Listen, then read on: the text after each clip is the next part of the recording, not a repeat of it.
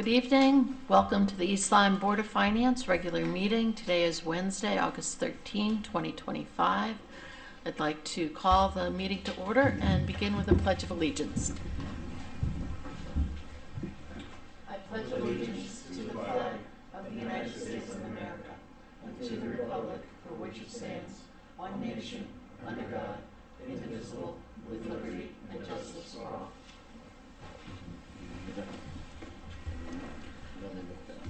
Sure. Delegations or after approval of minutes? After delegations? Yeah, after delegations. Okay, I'd like to make a motion to move item 6, new business, the audit presentation, to after delegations. Second. This would allow our auditor who's zooming in to not have to sit through our entire meeting, and it would just get her off of work a little bit earlier. So yes. all those in favor, the motion's been made and seconded. All those in favor signify by saying aye. Aye. Any opposed? No. Motion carries 5-0-0. Next on the agenda is the approval of the June 11th meeting minutes. Do I have a motion? Move to approve the minutes of the regular meeting on June 11th, 2025. Do I have a second? Second. Motion has been made and seconded. Does anyone have any questions or corrections? No? All those in favor of approving the minutes signify by saying aye. Aye. Any opposed? No. Motion carries 5-0-0. Next on the agenda is delegations, where members of the public could speak to any of the items on our agenda this evening. Seeing that there are no members of the public and it appears it's only our auditor on the Zoom call, we'll go ahead and move to new business, which is the fiscal year 2023 financial statement audit presentation and discussion with the auditors.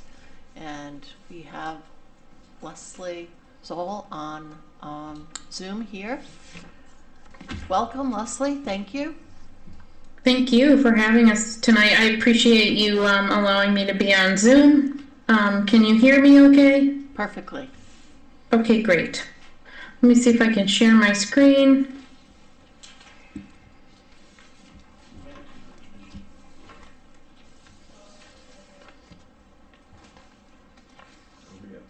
We have a handout here too, so this will make it easier in case anyone else. Can you now see the PowerPoint? Yes, thank you. So tonight I'm going to be talking about the audit presentation for June 30th, 2023. And so I usually start my presentations by just sharing with you the scope of our engagement, and then go through a high level of your audit results, financial highlights, federal and state single audit, then some required communication, and just some new industry things that are coming down the pike to end the presentation. If you have any questions throughout the presentation, you're fine to stop me at any point and ask, or you can wait until the end. It's entirely up to you. Thank you. So in terms of the scope of our audit, we render an opinion on the town's financial statements. The town's financial statements are in fact the town's responsibility. We come in and audit those numbers to make sure there's no material errors. We also render in relation to opinion on the schedule of expenditures of federal awards and state financial assistance, and express an opinion on compliance with any major programs that we test in relation to federal and state grants. We do not opine on internal controls, but we are responsible to share with you any internal control issues that arise that we think are a significant deficiency or a material weakness, either on the financial statements as a whole or on the major programs that we test on the federal and state side. So you did receive an unmodified opinion on the statements. So any material adjustments we needed to be made are presented in those financial statements that we knew about. State and federal awards, you also received unmodified opinions. So the unmodified means a clean opinion. It's a clean opinion. It's something that you'd want to receive each and every year. However, on the internal control side, there was some material weaknesses, some material adjustments that we needed to make to those numbers of the financial statements that were given to us. And we're going to go, during the presentation, I'll go through each one of those with you. And we had one compliance issue noted. On the federal awards, the federal single audit, there was no material weaknesses in internal control, but there was no material weaknesses, but one significant deficiency as it relates to reporting, and I'll go over that later in my presentation as well. And then on the state side, the state programs that we tested, there was no issues in internal control or compliance related to those. Leslie, just for anyone listening, can you explain the difference between a material weakness and a significant deficiency, please? I can, and I plan to later in the presentation, so I can do it now if you'd like, or you can wait. Whatever works for you, as long as we get to it, it's fine. Okay. We'll definitely get to it, so if you don't mind, I'm going to go to the financial highlights and then I'll come back to that. That's fine. These numbers are late. As you know, this is the 2023 financial statements. So I was toying about giving you these numbers, but I felt if I was presenting the audit that I should at least show you these financial statements and the numbers as they represented 2023. Just know that, you know, time has passed since that date and time.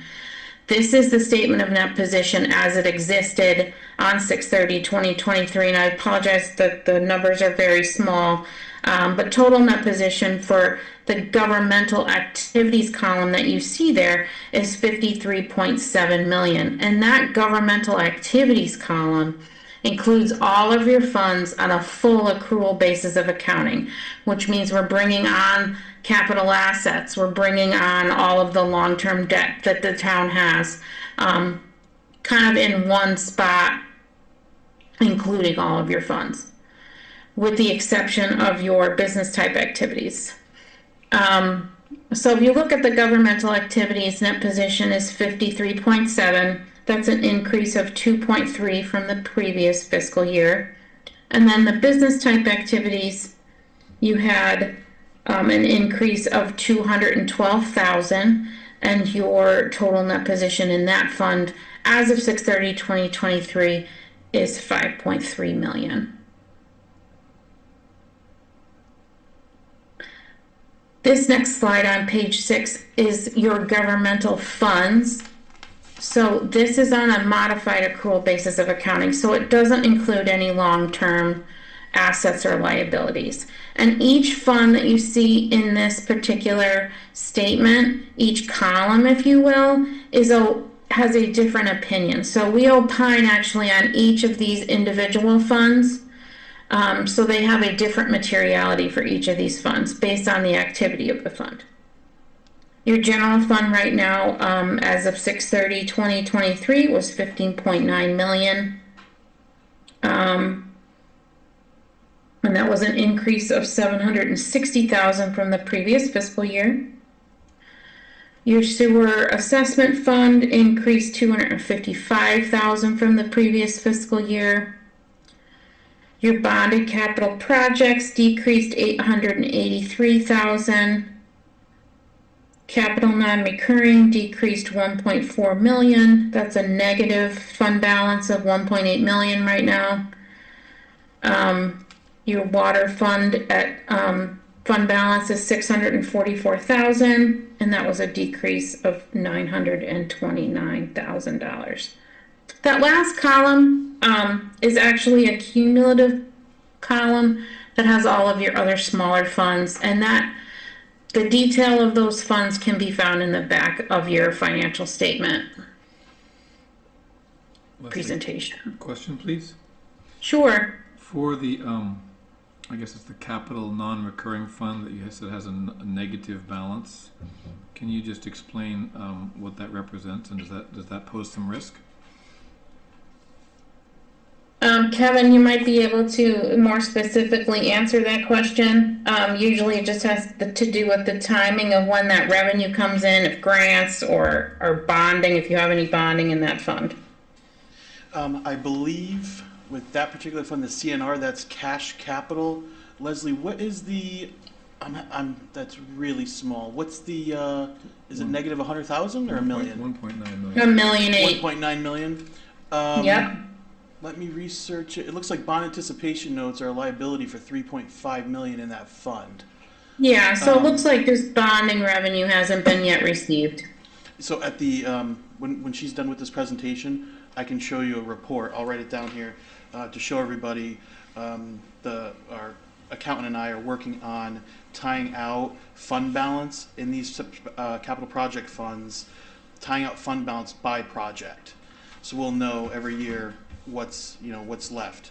So I'll show that afterwards. It sounds like, based on your explanation, there is limited risk because it just hasn't been received yet. Correct. Yeah. Thank you. It just has to do with timing of when you're expending those projects and when the bond money is going to be coming in. When you permanently bond for some of those projects, it'll go in as revenue, and then that negative fund balance will change. Thank you. You're welcome.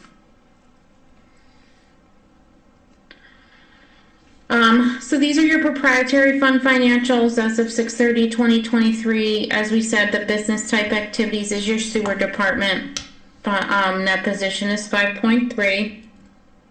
And then you have the internal service fund, which is a negative 708.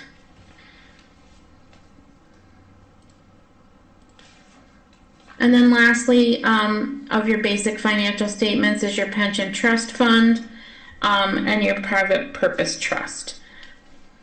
Net position on your pension fund at 6/30/2023 was 31.9 million, and your private purpose trust net position was 100,000. Like I said, I'm gonna speed over the financials now. Leslie, we just have Yeah. a question One question. from Paul. Sure. Maybe it's something Kevin can answer afterwards, but the internal service fund, is that still a holdover from the self-insurance program? Yep. I thought that was going away. So we could talk about that in a little bit, but I believe there was a town portion and a Board of Ed portion, Yeah. and I think there's a $700,000 deficit of fund balance. I've been on that for over 2 years, so. Yeah. Okay, well, we can talk about it later. Yeah. And just for the board, there was one comment the last couple of meetings from our IT staff. If you all could pull the mic closer so you can hear the. Okay. So it's tough to pick them up. So just want everyone to know. All right, Leslie, you're up. Just a couple more financial highlights that I like to state at these presentations. I know that the financial statements can be voluminous. There's 100-something pages. So just some key metrics, if you will, to share with the board. Property tax collection rate in 2023 was still high at 99.1%. As far as budget results go, revenues were 291,000 more than budgeted, which is what you'd want to see. Expenditures were less than budget by $1 million. Your net pension liability of 3.1 million is very well funded at 90.24%. And currently you are not funding your other post-employment benefit liability, so that total liability right now sits at 3 million. Now to answer your previous question, there's 3 levels of findings in an audit. The lowest level, like the non-material, if you will, method is in your management letter. And so if you have management letter comments, they're just best practices, policy type things that we would want you to consider as management as we went through the course of our audit. Kind of like crossing your T's, dotting your I's. That would be the lowest level of findings. Your second level of finding is a significant deficiency, which means a significant deficiency doesn't rise to a material level at this point in time, but could if not resolved. And so we bring that to your attention so that it can be resolved and fixed prior to it becoming a material weakness. And then that highest level of finding is a material weakness where we do think that, you know, the documentation that we were provided for the audit to audit those balances either materially changed or, you know, there was something that was so persuasive that warranted a material weakness. Do you have any questions on those definitions?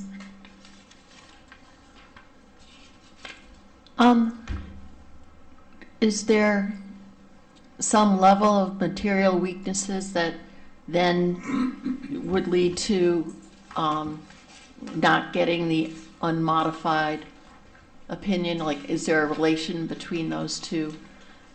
So usually if we find something of a material nature within an audit, we'll make those adjustments. We'll ask the town to make those adjustments. The only time that you'd get an a modified opinion is if we couldn't come up with the real number. You know, the controls were not in place to even find out what those numbers were, and therefore we could not correct them when we issued the financial statements. Thank you.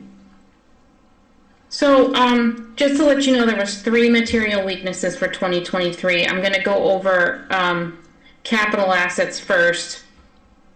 We found a number of issues with the Excel generated capital asset listing, if you will. Some things that were there that shouldn't have been there, some things that, you know, should have been there that weren't. You know, there was no inventory done for quite some time. And so our firm did work with Kevin to try to get that list to an acceptable level before we issued the financial statements. We are recommending that a formal policy be established so that clear thresholds and adding things and deleting things from the capital asset record can happen on a more regular basis to keep up with that current list, and that an inventory be taken periodically. So, just curious, had this been something that had been raised in previous audits? I was not part of the previous audits, so I can't really speak to that. Yeah. There's I don't recall seeing it, that's why. But we took a thorough look at what these capital assets were, and needed, you know, and wanted to feel comfortable with the number we were presenting. Question from me, please, about the inventory. How often was it done that you're finding to be deficient, and what are you recommending it be increased to?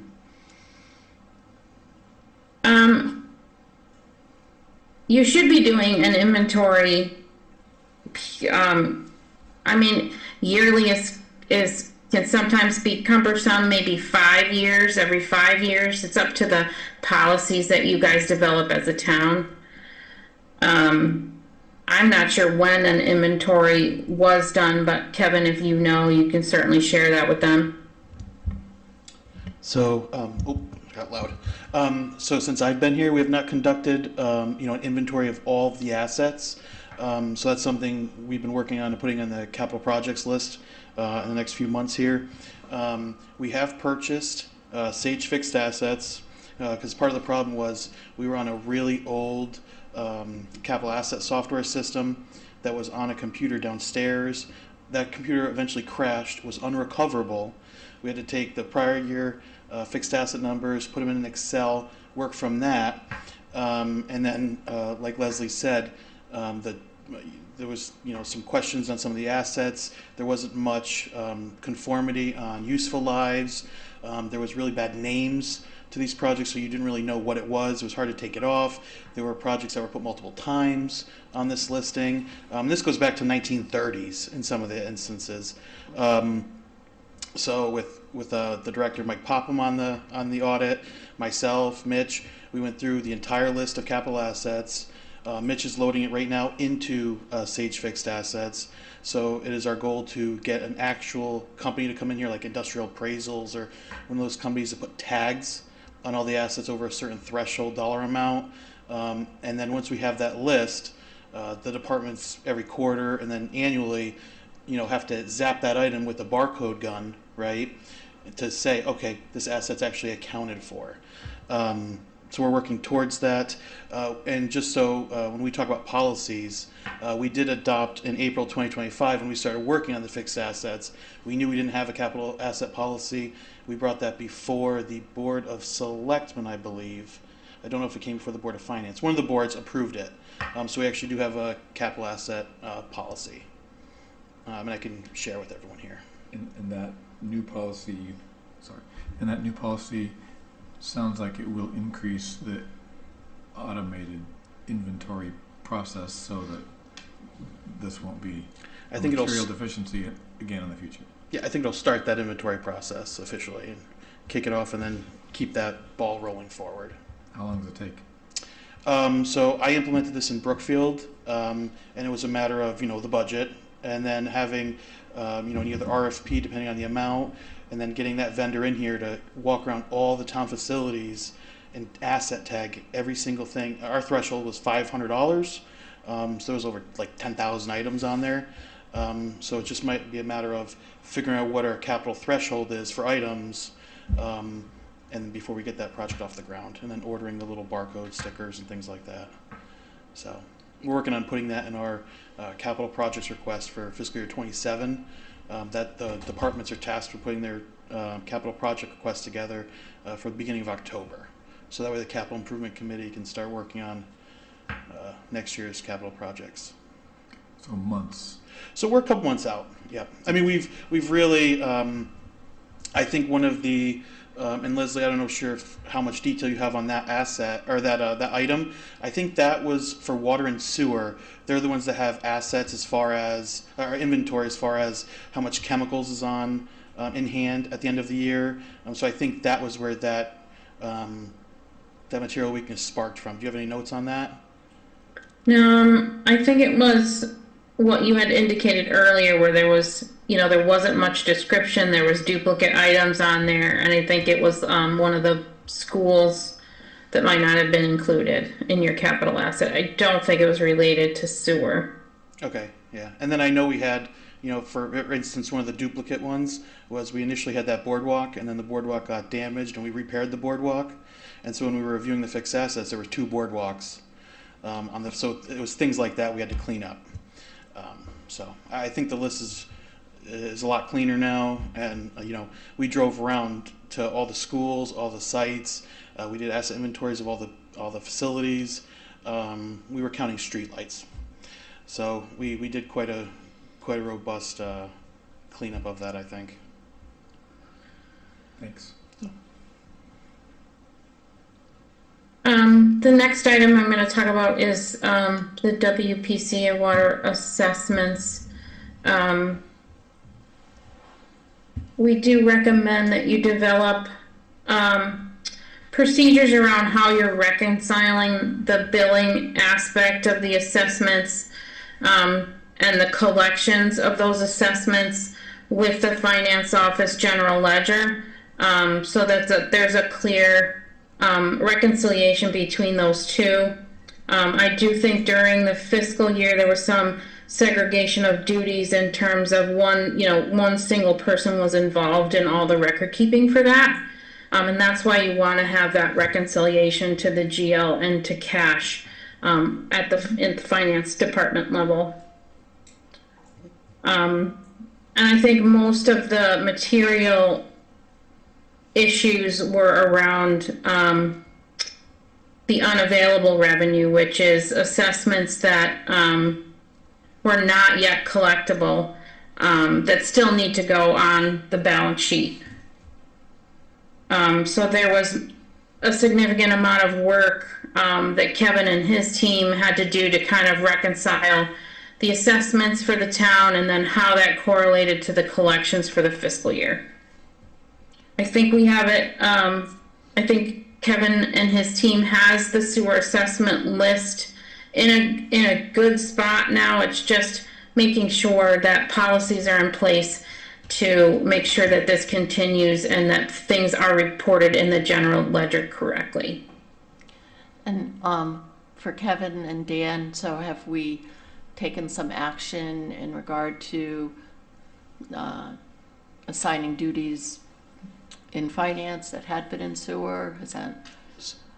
So I think a part of this is, and maybe that recommendation talked about the tax collector's office a little bit, Leslie, as far as centralizing the collections. I know I spoke with Mr. Popham about that. A lot of municipalities are moving towards, whereas that's a tax collector's office. A lot of municipalities are moving towards a revenue collector office, where that same office collects the water and sewer payments and splits out the segregation of duties between the billing and adjustments and the collections. So right now we have we've had some staffing turnovers in the administrative office of the water and sewer departments, but it is our hope. So right now there's 2 individuals. They're split. One does the billing and adjustments. The other does the collections. But if the collections person is out, is the billing person still collecting, or do we tell them come back tomorrow? Right. So I think we're still working through that. It would be my hope to try to move that collection piece over to the tax collector's office. They're the professional collectors. They're all certified. They're bonded, right? And is there anything in regard to whatever union roles and? Same unions. Okay. Same union. So. Yep. So I don't think it's a union issue. I just think it's a matter of, it might be a funding issue because the water and sewer department is ratepayer funded. The tax office is general fund taxpayer funded. So we'd have to figure out a mechanism to make that, equitable between the ratepayers and the taxpayers. I think that's something we're going to have to work towards in the budget. When we take our budget forward and we take the water and sewer budget forward, how do we kind of take the recommendations from our auditors and build the budget around that to make sure we're segregating the duties properly? Thank you. And then lastly, the last finding is finding 2023-001 on financial close process. So I think this recommendation just stems from, making sure that your balance sheets are ready and year-end close entries are processed and posted prior to giving that TB to the auditors. Making sure accounts payable has been recorded in the proper period. Making sure those all those liabilities, the receivables, revenue recognition, all that stuff prior to giving the TB to the auditors will limit those material adjustments that we would have to make as we go through the audit. Agreed. Yeah. Mm-hmm.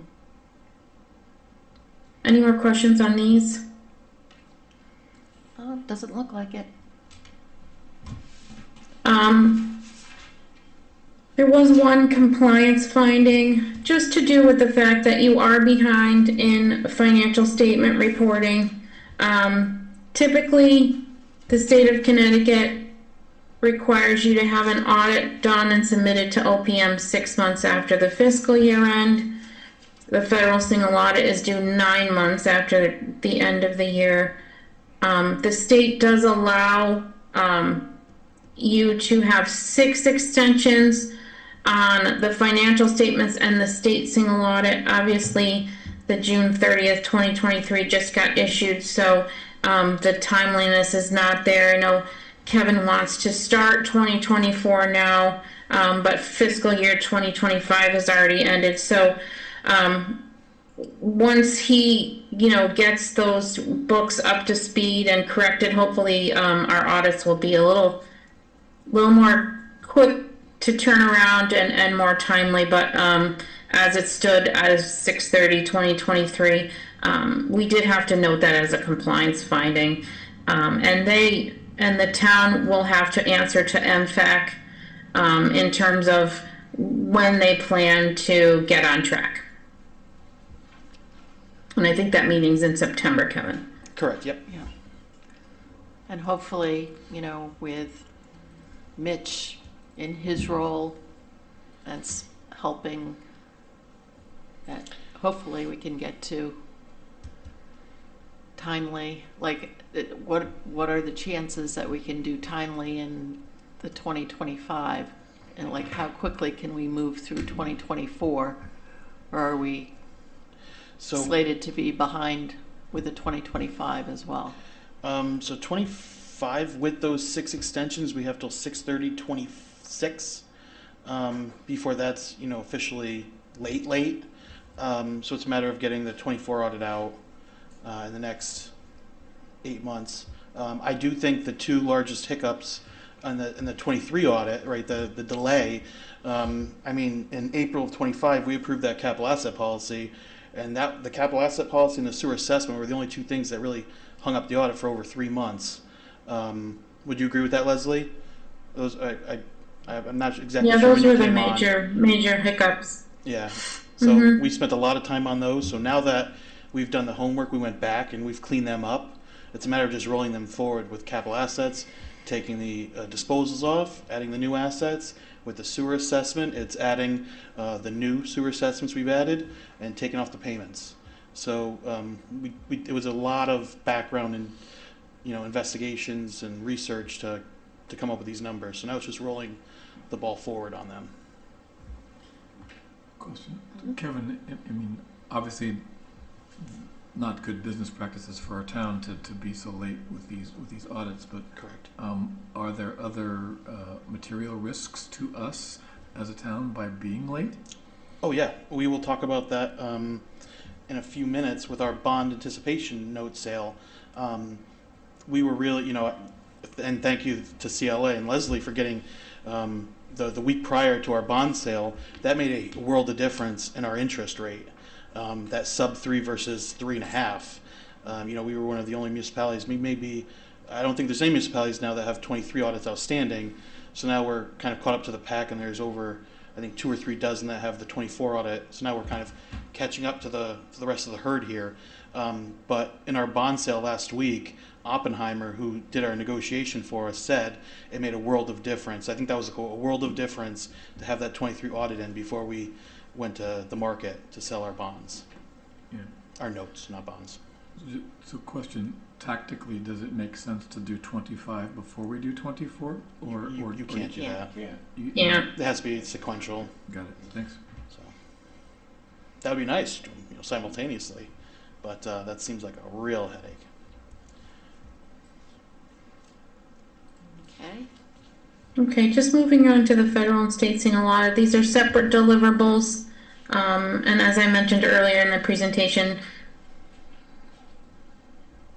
we render an opinion in relation to the financial statements of all the federal awards expended for the year. And then we do testing on certain major programs.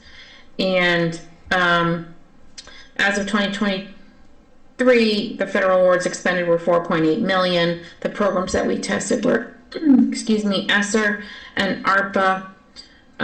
There was one, as I noted, significant deficiency on the fact that the town did not make the April 30th, 2023 filing deadline for ARPA. Hopefully you can still file later as long for those. I believe that you can, but that first deadline of April, I believe it was April 30th, 2023, was not done in accordance with the regulations, even though they had expended money for ARPA during that year. Yeah, so we weren't able to, once this deadline passes, the federal government locks all reports. So we have emails where we're asking the reps at sam.gov to open it back up, and they wouldn't open it back up for us.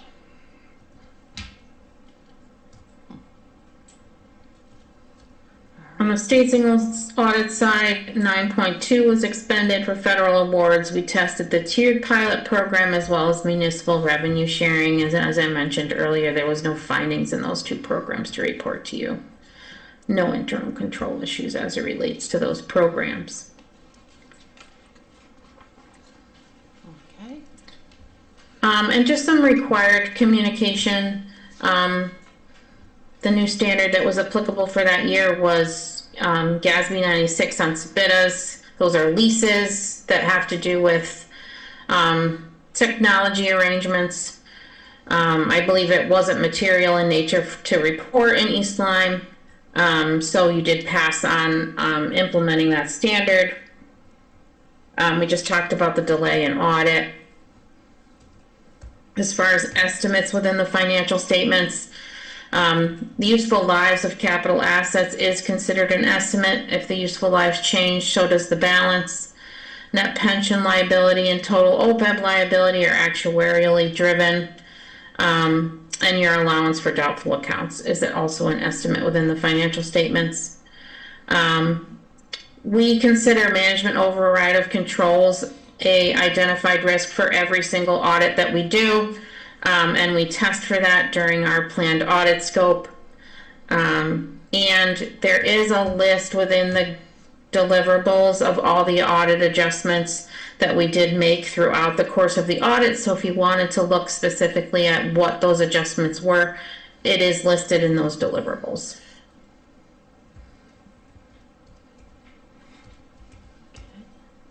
And then before I conclude, I just want to share with you some of the new standards that are coming down the pike that you'll need to be aware of. For 2024, GASB 100 is applicable, which really only relates to accounting for changes and errors. If you do have them, when we come to do the audit for 2024, we will implement this standard when we process the draft of the financial statements. So we help you in making sure that we comply with this particular GASB. But if you don't have any errors or changes, this would not apply to anyone. In fiscal year 2025, which obviously the fiscal year just ended, GASB 101 is applicable, and that will be somewhat of a lift the way compensated absences, which is your leave, vacation, sick time, that type of leave. If you can accrue that time past 6:30 and get paid at some point, whether you're employed or you cease to be employed by the town, that liability is going to be calculated differently right now. It's going to be reported differently, and Kevin's going to need to do some trending analysis to find out what, more likely than not, people will be using that time or not using that time. And so when we get to that point, we'll certainly share some ways in which to do that and give you some templates. But this one is probably the biggest lift of any of the GASBs that we have out there right now.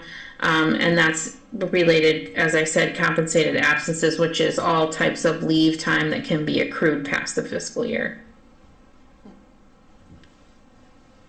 The other applicable standard that's applicable for 2025 is on risk disclosures, which we do not think is a heavy lift for any of our towns here in Connecticut. It only really applies if there are certain transactions that are unusual happen that kind of change the trajectory of your revenue streams. Or if you have a large vendor that you're no longer servicing, that will have a big impact on your financial statements. And then I just want to note GASB 103 that's applicable for the next fiscal year. The new financial module will change how you present your sewer department financial statements. They'll look a little bit different. And then the management's discussion and analysis that Kevin would write, there's some new requirements there that you'll have to take note of when that becomes applicable. If you want to look at this QR code, we have several articles and webinars available to you for free. If you're interested in any of those topics, you are welcome to look at that and ask any questions that you would like of our team. And does anybody else have any more questions?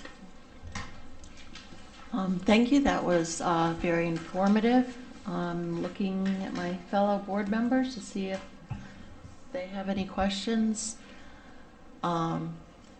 Generally, did you find that everyone was helpful and provided you answers in a timely fashion, or, you know, as auditors, were you comfortable with the level of cooperation that you received? Kevin was very helpful. He understood what it was that we needed. It just took time for him to get the information that we needed. Thank you. I know Kevin's had a lot on his plate since he joined us, and there were a number of projects that you've been balancing all good along. progress. So, I think that's the split year. I think you came on halfway through the year. Yep. So it's Yeah. dealing with previous team, new team. So thanks to And then the biggest thing I would say is the accounting system. There's only one other town in Connecticut that uses our archaic old accounting software. So I'm just happy to get rid of that and go to Munis. So well, big help. yep. So, thank you very much, Kevin. Thank you, Leslie. No, Thank you. Any other? Nope, that's it. Thank you. Appreciate Good it. night. Good night. Before we go any further, I want to change the calendar here. It says the 7th. Oh, jeez. Sure that's accurate. Yeah, thank you.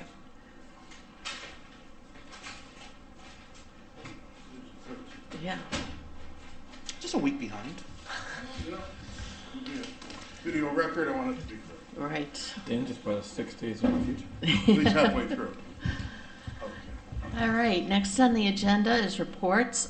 First up, Mr. Cunningham, our first selectman. Yes. Thank you. Wireless presentation. Pardon me? Oh, it's not gonna. Oh, okay. So, as I'm sure you've observed coming into the building, the ADA compliance modifications are well underway. The ramp, as you can see outside, is complete.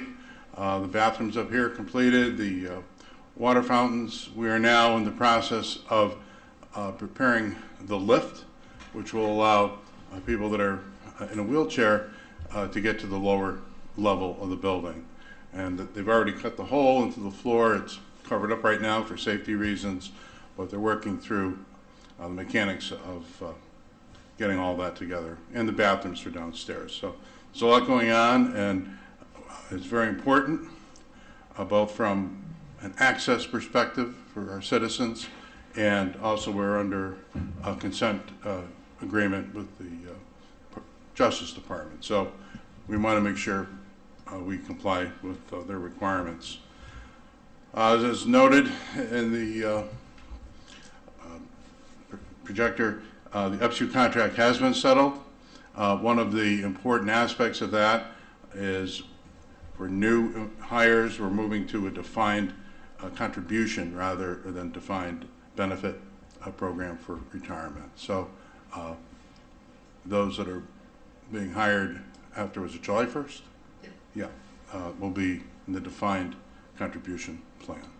Is that a choice or a requirement? It's just a, So new hires after July 1, it's Required. mandated. okay, Employees hired before that date have a choice to switch over to the DC plan. Existing employees have an option. okay.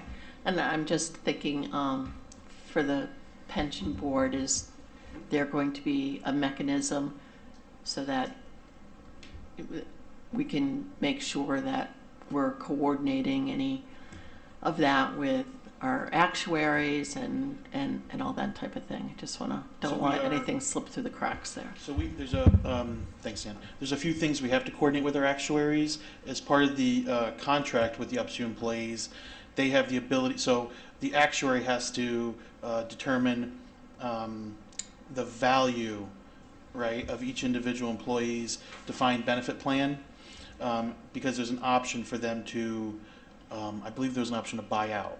So they could leave, they could take their money out of the defined benefit plan and bring it over to the DC plan, and then done with the DB plan. So we're working with the actuary right now. We submitted the pension census, so they have the most updated figures for the employees. So they're going to calculate what their accrued benefit is so far, right? Does that make sense? Yes, so the money that would be coming out, we would be taking that out of the plan assets? I believe so. But I think that's. I'll have to read the. I know option 1 was freeze your DB plan, move to the DC. Option 2 was stay in the DB, and I believe option 3 was to. It might have been if they're. I gotta read it. I don't want to. I think there was a number of years and there was a Yeah. time frame. Yeah, You really have to look at the contract to be accurate. yeah. I could follow up with you Okay. offline. So that was a move in the right direction, I believe, and we're already prioritizing. We have 3 contracts coming up for negotiation in 2026, and we are prioritizing the best sequence to do those negotiations. And we plan to start early so we can get underway. So we're not trying to do 3 contracts at the last minute towards the end of the year. Townwide radio communication. So, this has been an issue that's been ongoing for many years, and I consider it one of the highest priorities in our town for safety. Firefighters can't communicate with the police. Police can't communicate with dispatch adequately. The handheld radios aren't sufficient. So it's really a very serious safety issue. You have firefighters in a building, if they can't communicate effectively, and if we're having a major event which involves other communities, not being able to communicate with Waterford or New London or any other municipality that comes in as mutual aid to help us, that's a very serious deficiency. So I am now scheduling monthly meetings we've created a working group, sort of a task force for those that are really involved, the users, the end users, the police department, fire department, and dispatch. And I've asked each department to identify the 3 major initiatives, 3 major problems we need to solve right away. And we have a new vendor that's going to be servicing our radio system, and that vendor has the ability we have a communications board, a piece of electronic equipment, and other vendors weren't able or weren't willing to service it. They weren't qualified on it. Our new vendor is. So they can service it, get it up to speed. They've already identified some low-hanging fruit, easy fixes to bring our signal maybe from 30% up to 60% from where it is now. So they're working to identify the equipment and adjustments that need to be made to get us there. That would be our interim position. Long term, we need to get, and it's the consensus by everybody around the table, that we need to be on the state of Connecticut system. That's the goal. That's where we need to get. And we want to be the only municipality. We don't want to be an island that isn't on the Connecticut system. It's going to cost money to get there. But we're going to have to talk about that. It's something we have to do. And I think whatever it takes, if we have to make adjustments from other areas in the budget, this is, in my mind, a safety priority for our town. So we're going to continue to have monthly meetings. The next meeting will be with our new vendor.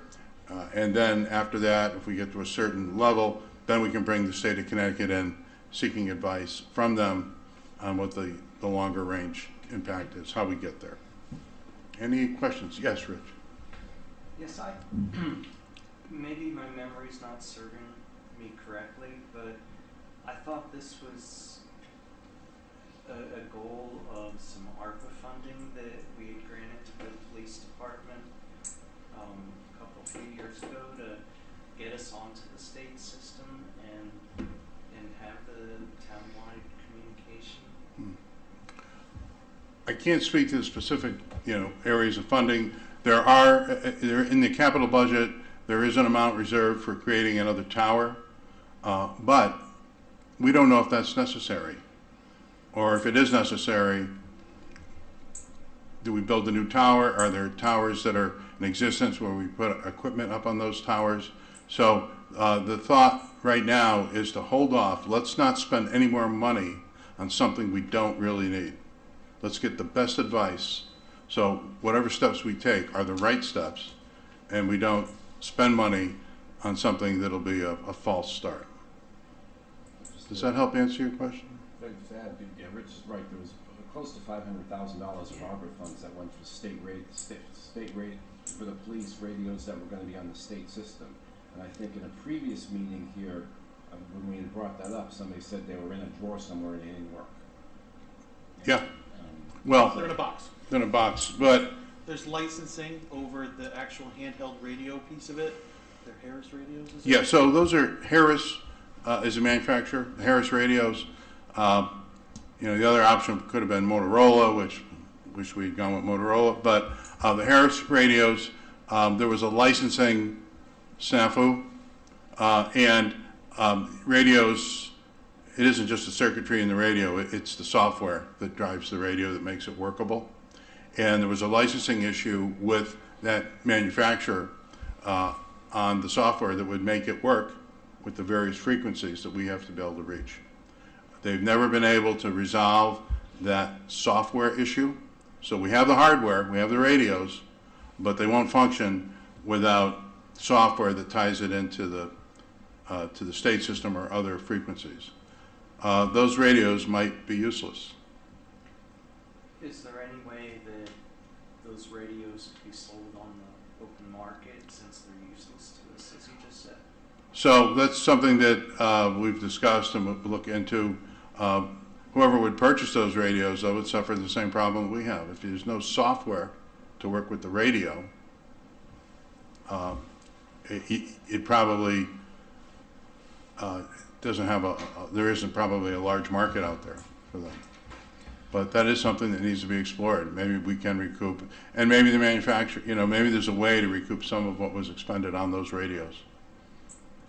It's very unfortunate. As Paul just mentioned, that was a large sum of money. Yes, it was. For us to have spent that for something that's not compatible or Yeah.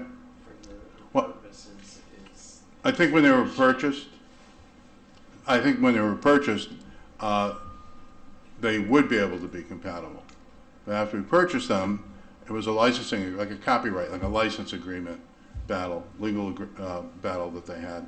And I guess they lost out, and so they have hardware where they can't get a license agreement to make them work with our system or other systems. So, yeah. And so that's why we don't want to make any further moves, expenditures of money, until we have the whole vision and plan in place. No more false starts. But we got to get there. And they're saying, you know, State of Connecticut is saying it'll probably be, if we're lucky, 2 years to get us up onto their system. But that gives us 2 budget cycles to, you know, to schedule it, to put it into the capital plan, to get it right.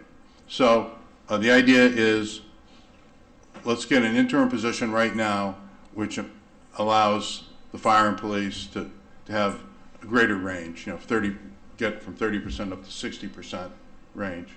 And then there's some other I don't want to go too far into the technical side of it, but there are some other possibilities that may help us. Towers that are out there with the state police that we may be able to begin utilizing. But the state of Connecticut right now doesn't want our radio frequencies on their towers until we've solved we have to clean up some of the signals. And so we've got dirty signals that they don't want interfering with their equipment. That has to be cleaned up. So that's what our new vendor is working on right now, to clean up what we have to make it so that Connecticut will allow us to start getting up on some existing towers that they have. So there's a long-range plan. It's going to take time. We're meeting every month. I want to get to the bottom of it. I want to get it straightened out.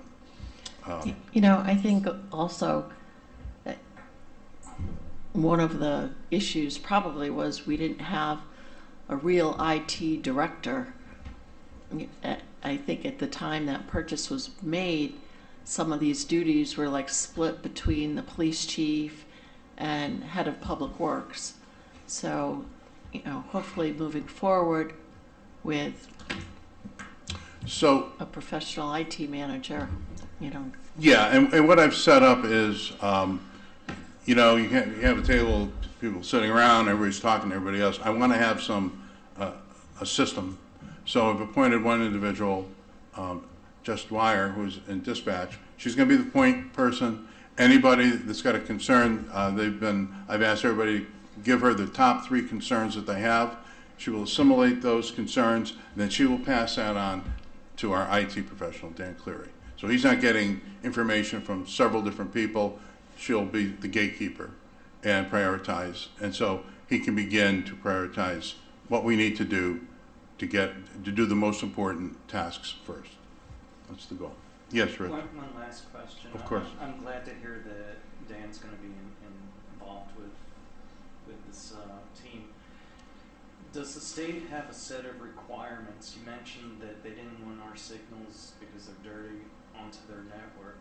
Do they have a set of system requirements that they give out to municipalities so that we don't necessarily need to get a working group of department heads for addressing the final solution, that we would know specifically what we need to obtain? So the way I would answer that is yes, they absolutely have specific standards that a municipality has to meet. We're not there yet, but it isn't just a general thing that, oh, you know, we talk with the state and then all of a sudden all the different departments will work adequately. Different departments have different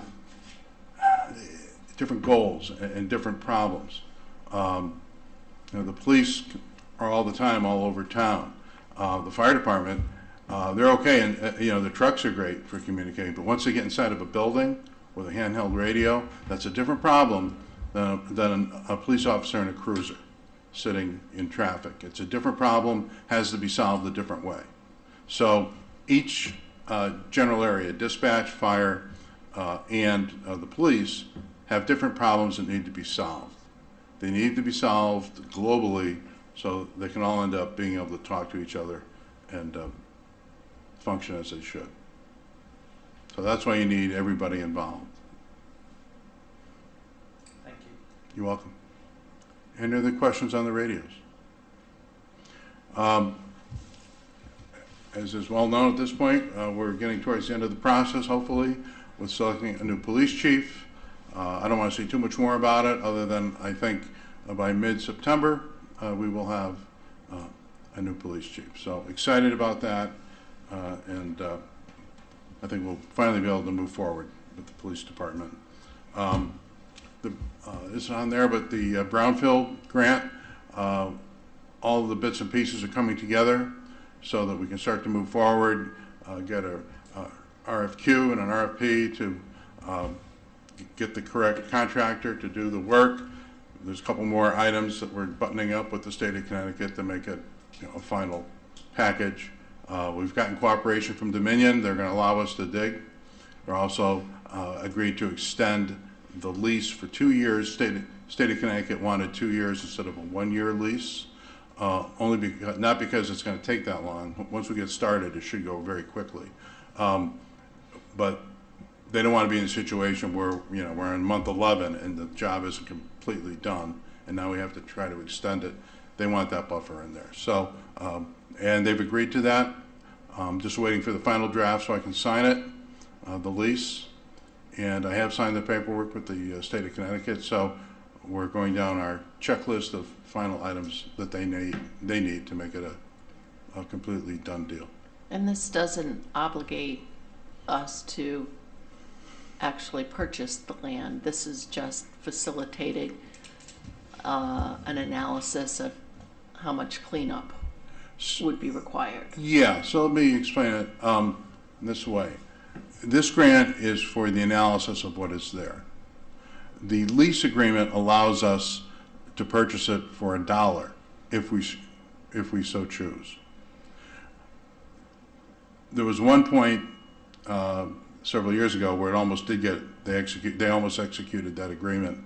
I spoke out against it, understanding that if we're in the chain of title and there is toxic substances there, we could be on the hook to clean it up. The town of East Lyme could be on the hook to clean it up. So that aspect of the lease wasn't executed. It was extended, but nothing had been done to try to obtain money to really find out what's there. We were successful in that. We got the permission from the Dominion. So now we'll find out what's there, and then the option would be, once you understand what's there, then it's a much easier lift to ask the state of Connecticut for a grant, an actual remediation grant. That would be the money to actually clean it up. But we don't have to do that. We don't have to take title to the property. But before we can make an informed decision, we need to know what the potential liability is and if it's clean or not, and what it would take to clean it up. Yes? In addition to the potential purchase price of $1, the lease is still $1 per year, or is it different than that? I think it's $1 per year, and I believe it's I think it's a very minimal. I believe it was $1 to basically they'd be giving us the building, but yeah. But again, it was that chain of title concern that I had. Unfortunately, we didn't move forward way back when. So that's moving along. What else did I want to mention? Just one more question Yeah. then. So the remediation grant, is that something that a developer could apply for? It would have to be, I think it would have to be a municipality. And that's why it's really an advantage for Dominion to have a municipality requesting the money. It makes sense to get it cleaned up. A municipality can get that grant. I don't think a private company would be able to do that. So we'll have to make that decision when the time comes. But the first step is to find out what's there and find out what's there. If there's something there, are we able to get a grant to clean it up? And do we want to even go down that road at that point? But we're not obligated to. Right now, we're only obligated to pay the $1 to lease the property and have the money. We have the money to find out what is the problem, if there is one there. So we still have control over what we do or not do. And I'm just thinking about the timing of working with the state and getting money. Like, do we have the money that was promised for the Oswegatchie Hills purchase yet? That's on the way. So, and how, I just don't want the town to end up expending money in hopes that the state comes through with money. Right. We had some good news on that last week. I don't want to say too much about it, but we did have some good news on that. So I think we're going to be all set with the 400. But there's some steps the state has to go through to get it to us. But they're satisfied with what we've provided them. Mile marker. The what? So we hit a good mile marker with them. Yeah. Yeah. So. I'm just saying that was how long ago that Yeah, we only took 2 expended that years. money? No, I know. There were some issues, but I think we've gotten them resolved, and it took a while to do it. But stayed on it, and yeah. So I'm pleased finally with how that is, I believe, going to end up. So I think it'll be good news. Rich? One last question. Of course. Since Dominion is still the owner of the property and we're just leasing it, We lease it, yes. is the town under any liability with leasing that property? It's the same liability you have with any property that you lease. So, you have insurance. If someone gets hurt, they get injured, someone breaks their leg walking around the building, we have liability if there was some negligence. But no more than any other building that we might have, the right to use. We can get into the intricacies a little bit of the agreement. There is the concern that once we have someone in there drilling into the walls or digging into the ground, what if they have exposure to something? So we are working, there is some language in there that talks about insurance to cover that, unlikely eventuality. Okay. Thank you. You're welcome. What else? There was anything else? I think that's pretty much it for me. Thank you. Does anyone have any other questions for Dan? Okay. Thank you. Of course.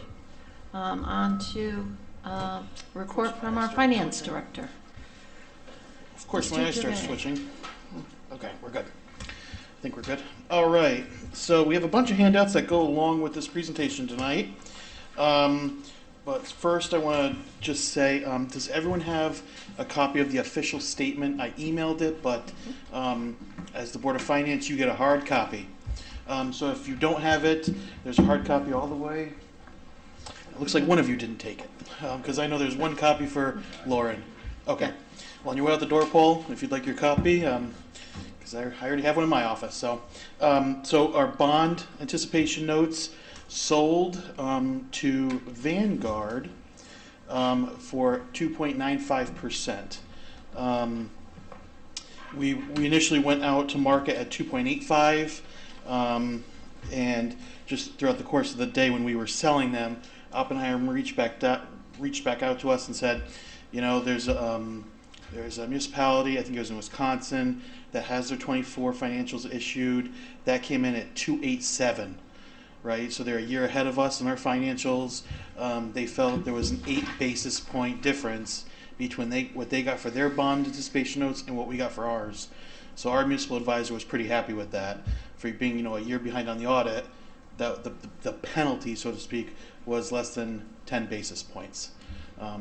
So he was pretty pleased with that.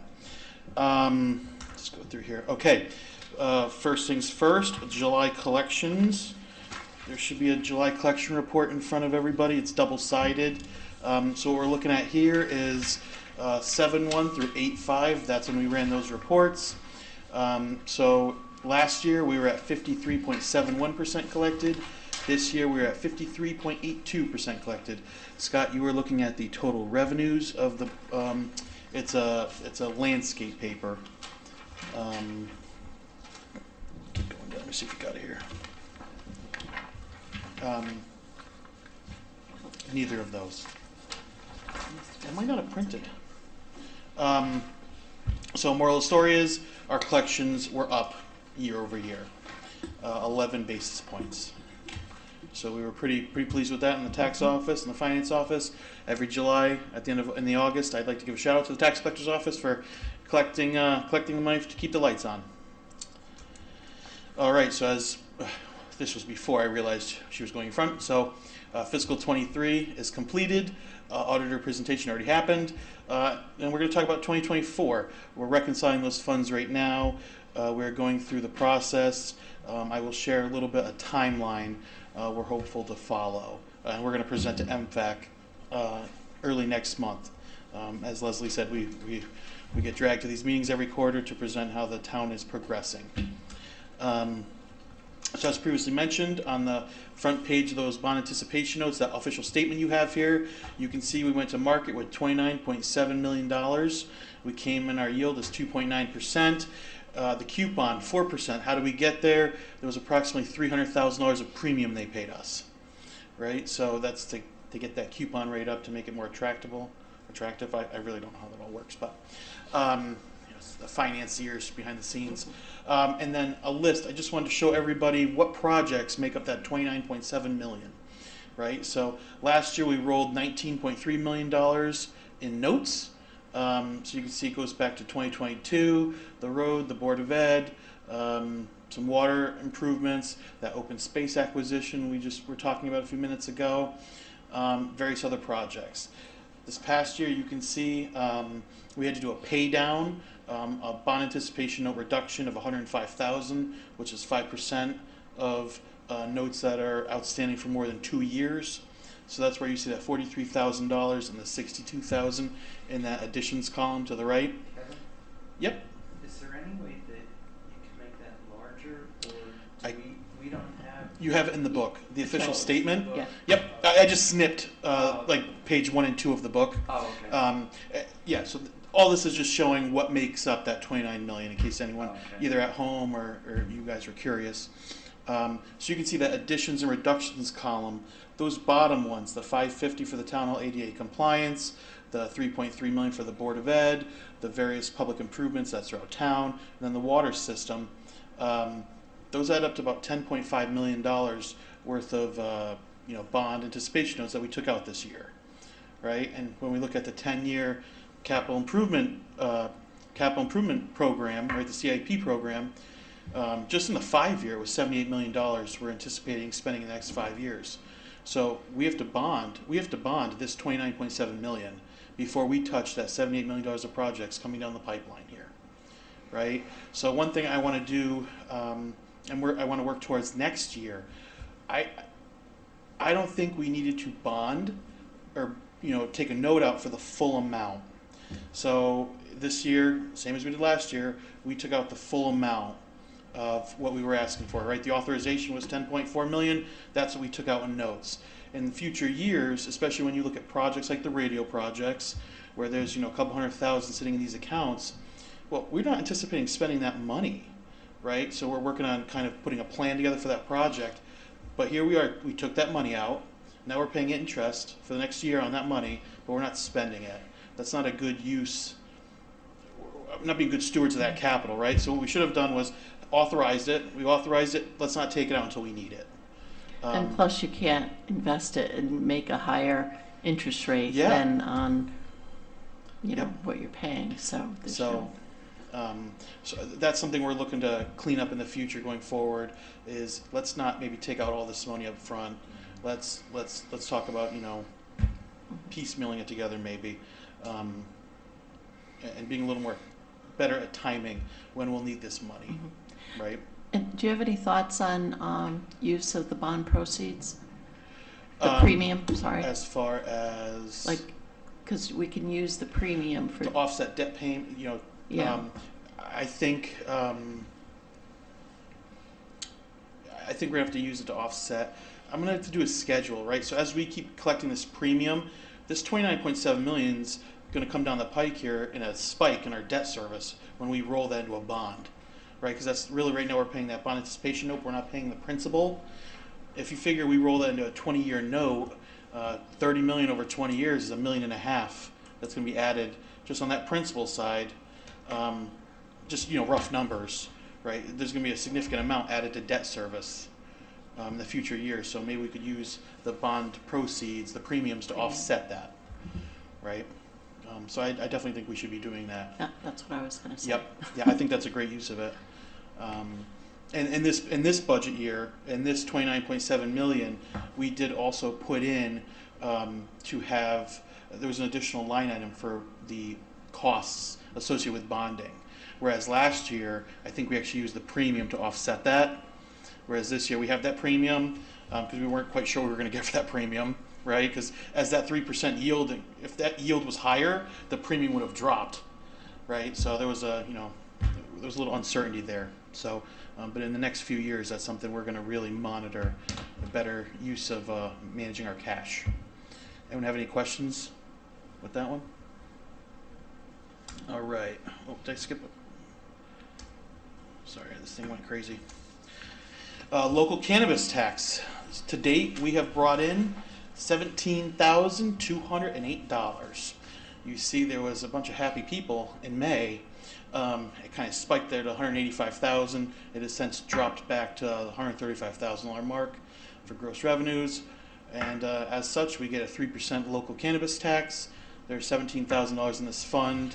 The first selectman and I are working on putting a little budget proposal together for use of these funds.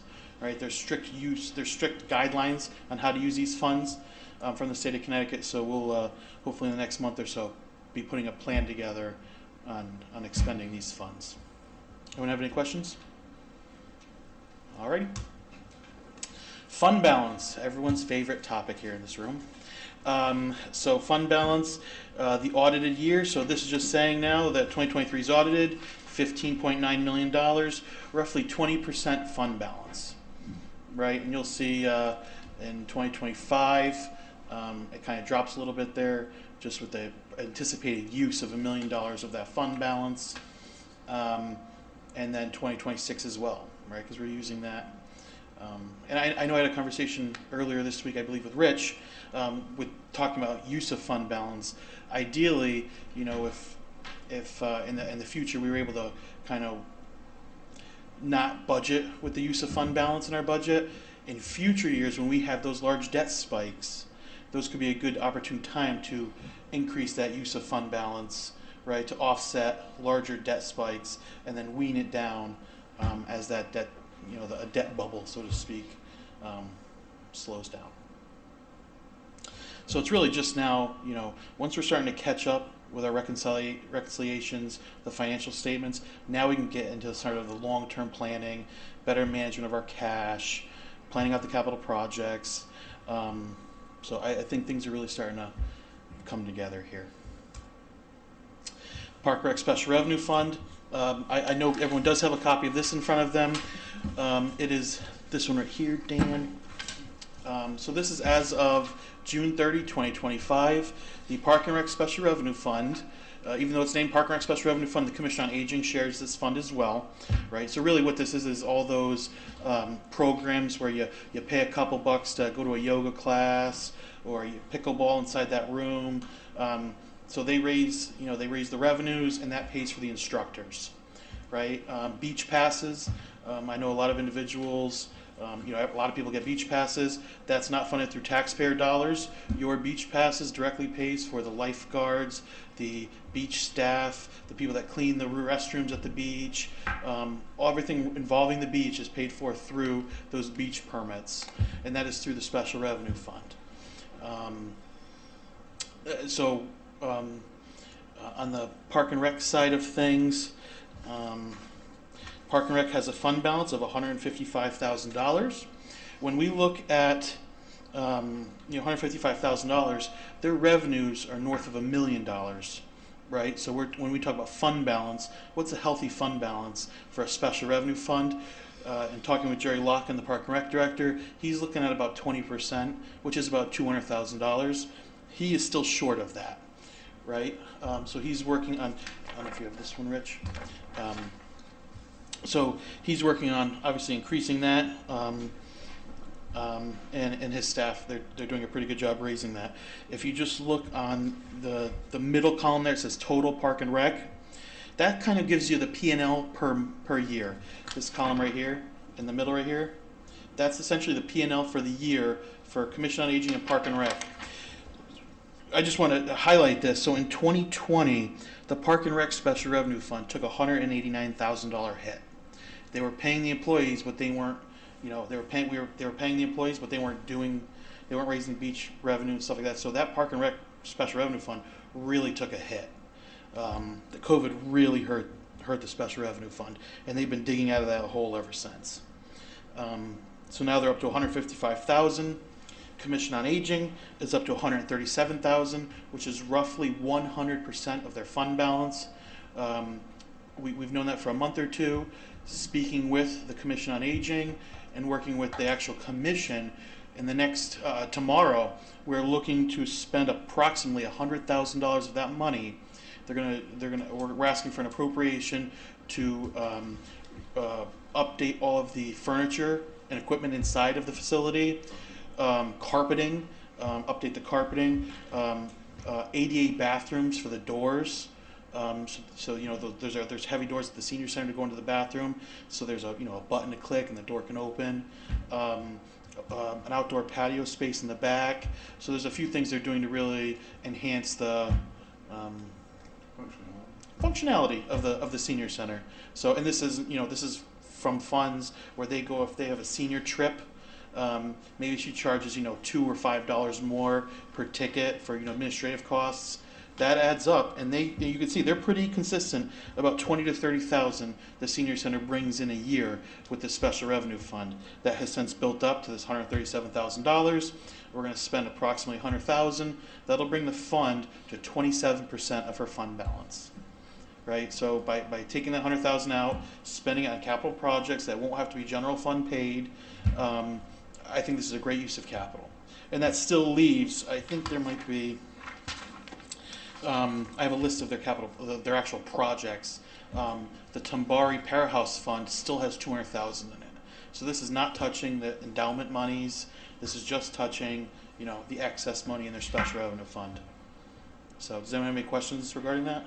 My only question is in regard to the potential for state money to do a much bigger project with the community center? Is there something new on there? I'm just wondering, are we spending money on something that potentially a year from now could have been, I don't think wasted? I have not heard of anything from. I know we put a bond request in to the state for that senior center for the expansion of the and renovation of the community center. Right. I have not heard back. I followed up once and got a response, but it was just we're still working on it. I haven't heard back. Have you heard anything, Dan?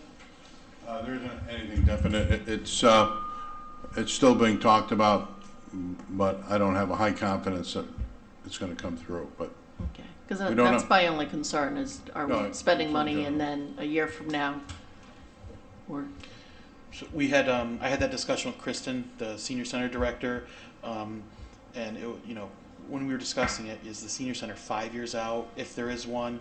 The seniors, it's an aging population. The chairs and things like that probably could just get moved to the new senior center. But some of the issues, the heavy ADA non-compliant doors, the outdated rugs, I think some of that is just housekeeping. One of the items is new carts. So when they do, because they have a full, commercial kitchen there essentially, when some of the carts they use, like that's one of the items. So some of it's just day-to-day functionality, updating the equipment. So I think the majority of the items, I guess besides if they put a patio out back, but if they don't touch the square footage, that patio might still be good. okay. So a lot of it's. It really seems to me, looking at those overdue updates and just to freshen it up a little bit and make the seniors feel like they're not being overlooked and appreciated. all right. So finance projects, just keep everyone updated with what we're doing in the finance office. ADP went live first week of July.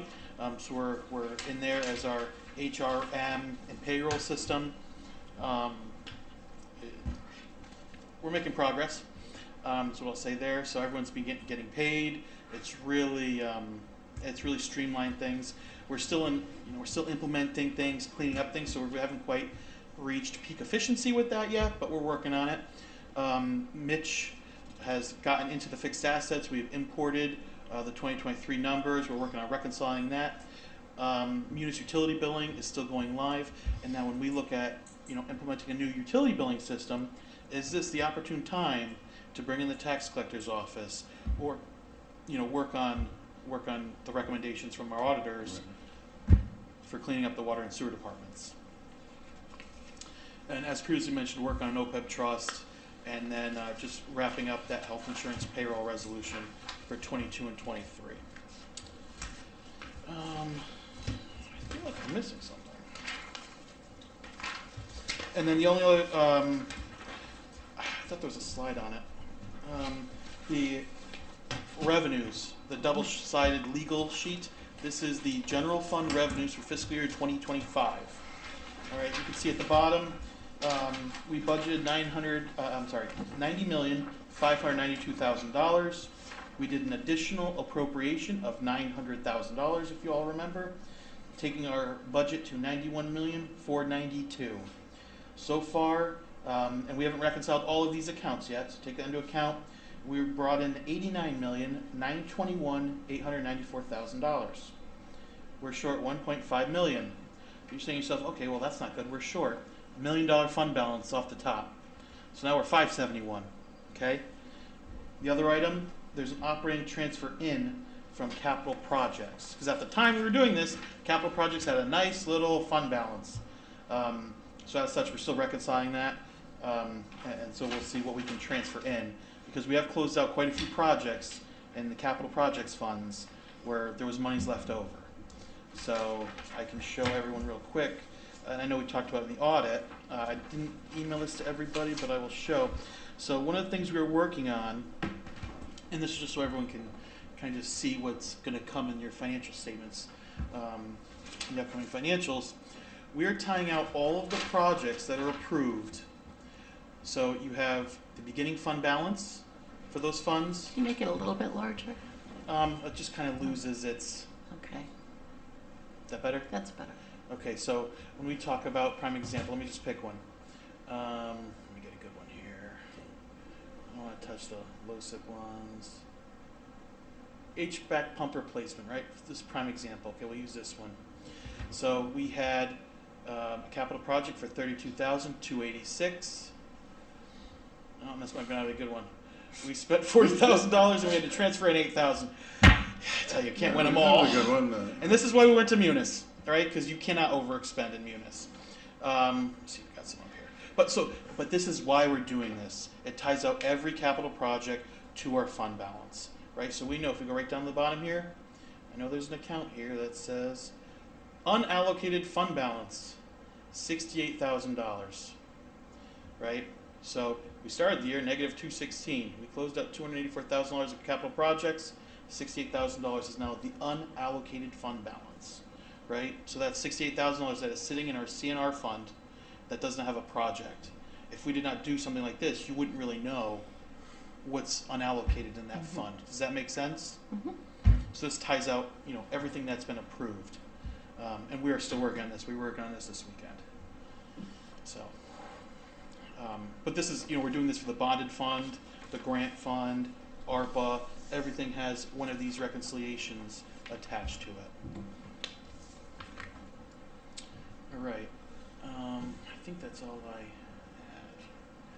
And then, I will share this with everybody.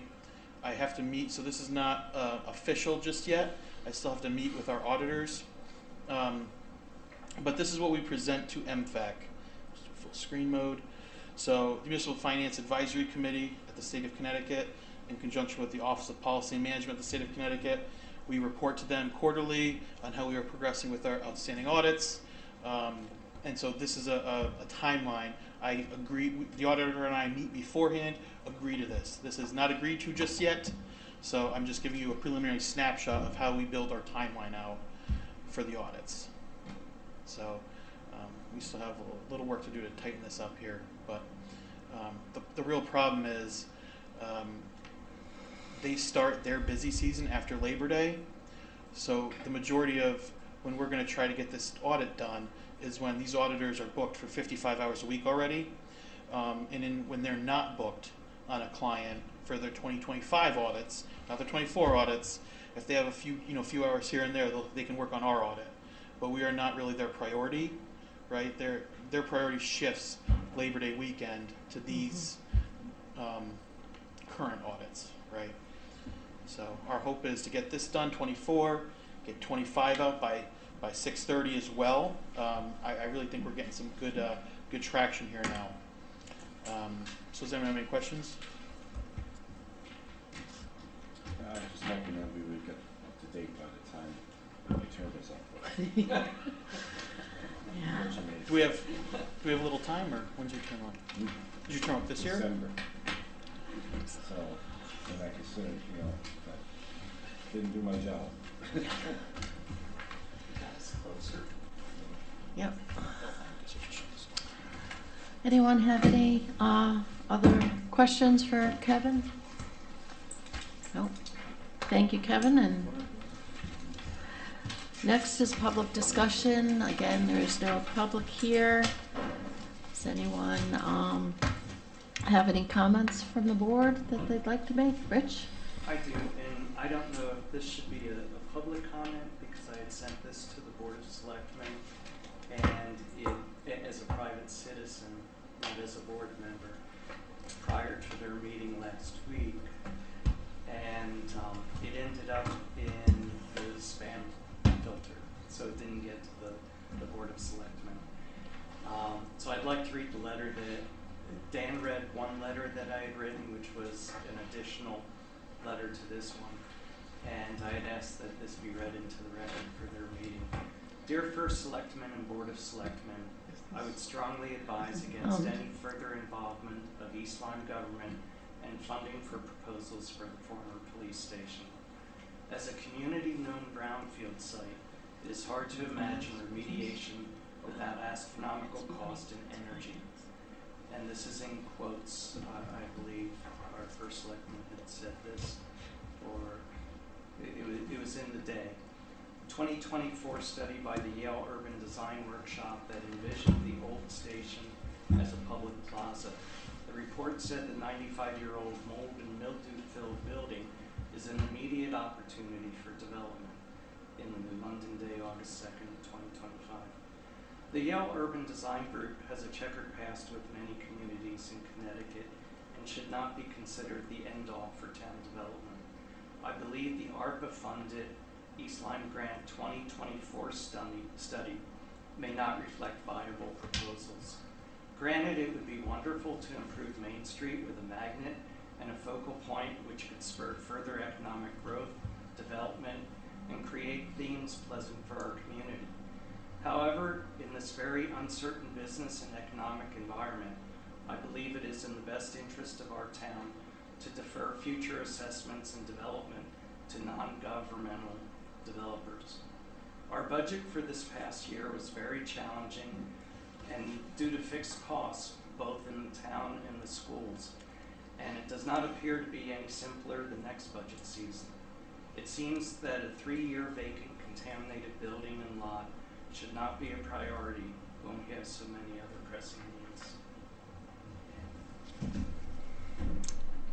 Thank you. Thank you. Anyone have any other comments that they'd like to make? I just wanted to point out, Scott was looking at me like, is this appropriate for this? But I have to say it could have a real fiscal impact. So I agree. I share concerns about taking on projects. There's only so much that the town can do, and I too feel that it's a risk to get involved in commercial development. There's a reason why commercial real estate developers, they make money because they take big risks, and it just concerns me that we keep going down the path of looking at this and working with people that are trying to influence the town to take control of the property. I feel like we have control when it comes to zoning, and I just think I agree with Rich that we really need to think long and hard on how much time and energy, and capacity that we have here. I mean, we just sat here listening to how far behind we are in audits, and then we take on a project and managing a project. It's been a concern to me, so I do agree that it's an appropriate avenue of discussion with the finance group. Understood. We have a motion to adjourn. Do I have a second? Second. All those in favor? Aye. Aye. Thank you. All right.